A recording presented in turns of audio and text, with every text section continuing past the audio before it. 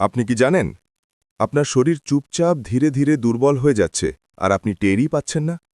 হঠাৎ এনার্জি কমে যায়, শরীর ভারী লাগে, কোনো কাজেই আগের মতো আগ্রহ থাকে না।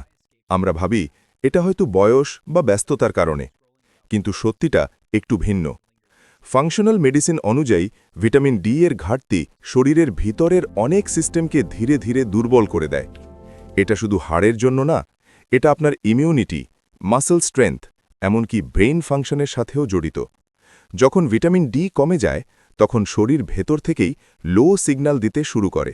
ভাবুন, আপনার শরীরটা একটা স্মার্ট ডিভাইস, আর ভিটামিন ডি হচ্ছে তার হিডেন পাওয়ার সোর্স। এই পাওয়ার কমে গেলে সব কিছু ঠিক থাকলেও পারফরম্যান্স কমে যায়। সমাধানটা খুব সহজ। প্রতিদিন সূর্যের আলো নিন, ভিটামিন ডি রিচ খাবার খান, আর প্রয়োজনে লেভেল চেক করুন। একটা প্রশ্ন, আপনার কি এমন কিছু লক্ষণ আছে? সবসময় এনার্জি কম লাগে, শরীর দুর্বল বা ভারী লাগে, কাজে আগ্রহ কমে যাচ্ছে? কমেন্টে লিখুন ডি, আর এমন দরকারি তথ্য পেতে লাইক, শেয়ার, ফলো করুন।